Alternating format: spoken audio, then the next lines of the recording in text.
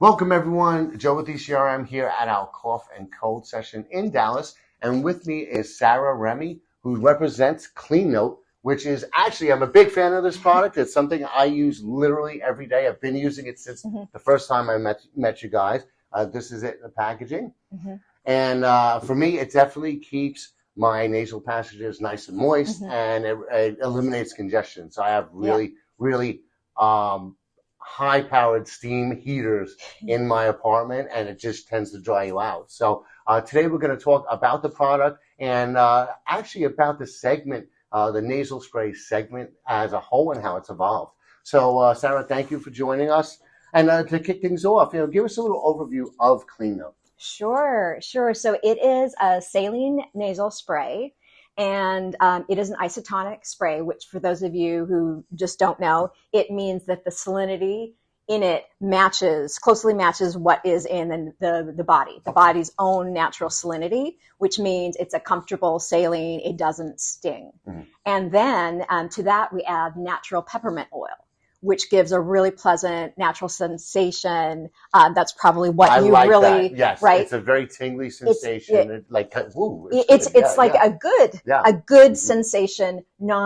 It's not a menthol it doesn't sting. It doesn't sting. Yeah. It's not harsh. So just very pleasant. And we find that people tend to maybe start using it for congestion, but then it finds its way into their daily routines. Yeah, for me, it's every day. It's first thing in the morning. As soon as I get up, I put it in there. And then what I find is everything opens up within a few minutes doing it. So great. So another thing that makes it unique is I'm just showing the kid size here, but it's got a rotatable nozzle. And this is a pump spray. So most of the nasal sprays you see, there's a lot of saline out there. There hasn't been a lot of innovation lately, but you see a lot of aerosol kind of looking cans. They're actually bag on valve cans. You see some basic squeeze bottles that are often private label, just not a lot of innovation in how you deliver the saline. But this is a rotatable nozzle. So especially if you got squirmy kids or just need a comfortable angle,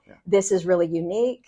And it's also a pump spray, which does a metered dose. So you're not going to get just like a blast of saline to your sinuses, right? It doesn't, it's not a high volume of saline. No, it's very easy to use. So I'm not going to demonstrate it again. You could. But basically you just flip it up and then here, and it just comes out the other side, and it's 7 to 8 squirts. And very compact. So actually both sides, this is the children's size, which is smaller. The meter dose is a little bit less so that kids aren't put off by the experience, but both sizes are TSA approved. So you can travel this, or it fits nicely in a diaper bag.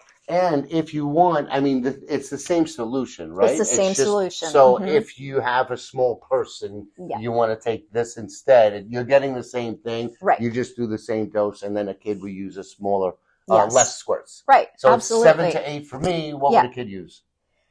It really depends. I would say, 7 to 8 is fine, but you could start with 3 to 4. Okay. And a lot of kids actually really like it, and they do it themselves. Okay. So if you have a 3 or 4 year old, they will probably be able to do it themselves. Excellent. Yeah. Okay. So now you've been in the category for a while. You have a lot of experience with it. How has what is it called? The nasal spray category or nasal solutions category? Right. What would it be called? Right. So I actually started my career on the Afrin nasal spray brand. That was back in 2002. And when I was on Afrin, it was not something that people found a comfortable experience. People would rather swallow a pill a lot of the time than to put something in their nose. Okay. And I remember the first time I saw somebody using a nasal spray in public, I was kind of shocked. Like, this is like something you just don't do. And I was really surprised. But the category has really evolved. And we've seen the nasal steroids like Flonase, Nasonex, Astepro coming into the market that increases the acceptance of the nasal delivery system. And people start to understand also that if the congestion is in their nose, they might just want to treat that congestion in the nose versus having a pill that has to go through your whole body before working. So the acceptance has changed also with people using this as a daily. to for dry nose, for daily congestion. So that has changed. But I think when things really shifted too was during COVID, when it became completely acceptable. Everybody had to do the nasal swab tests, sometimes multiple times, to make sure that you were safe to go out and engage with other people. So that really got people used to this is just the way we do things. Yeah, and in fact, they were doing it in a public setting too. A lot of times you're getting tested on the corner and there's a line of people and everybody's getting something stuck up their nose. But so now that you mentioned it, now that I think about it, you're absolutely right. There was maybe a stigma or just a weirdness about sticking anything up your nose just because when your kids and someone picks their nose, they make a big deal out of it. But then, yes, with the evolution of these things you could use daily and because the prescription the steroids. Steroidal ones are meant to be used on a regular basis. So people just got used to doing it. And this I use it every day. I think that's also part of another trend, the preventative trend, right? A lot of people, well, certainly from my perspective, I try to focus as much on preventative care as possible. So rather than waiting for something to happen and then addressing the symptoms, I'd rather do something that's going to keep it from happening in the first place. So by doing this every morning, it does help with the congestion and breathing and just, the dry nasal passages, which I'm very prone to because of heaters, but even a dry environment like travel, constantly on airplanes, constantly in hotels, it tends to dry you out. So just as a preventative measure, I think that fits along that trend. Are you seeing that? Yes, we are definitely seeing that. And people are starting to realize that, clean, moisturized nasal passages are healthier nasal passages. And, that is a part of people's daily routine. And also just from a dryness perspective, I mean, we're in indoor air a lot of the time, air conditioning, heating. A lot of us live in dry environments. We travel. So those all dry out the nasal passages and, can lead to nosebleeds if people really dry out. So I know people that get regular nosebleeds from the heat in the wintertime. So the other thing I wanted to bring up, I just remembered from also, I'm just guessing, you probably know this better than I do, but I'm assuming that if you keep your nasal passages moist, it captures more bacteria and germs. It enables you to kind of filter that stuff out more. Right. So while I'm not a doctor, I'm not medically trained, I do know that the cilia in the nose perform their function better if they're not clogged with mucus. So that would lead to, again, we're not doctors. No. See a medical professional just in case, but just logically it would capture a lot more stuff because stuff sticks to wet things more than dry things. So now the other thing that you've updated is the packaging. Yes. So, and this is really cool because I still have the older packaging, the ones that I have at home. Yeah. So I approached this with fresh eyes. And I really felt that there was an opportunity to highlight some of the things that make this product really special on the package so that consumers understand when they see this. Okay, right? You want to walk us through it and I'll be your Vanna White. Sure.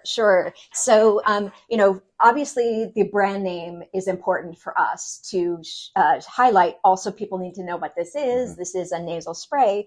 But beyond that, we have we call this the Peppermint Medallion. So this highlights the fact that there is natural peppermint oil in it, which makes the product unique.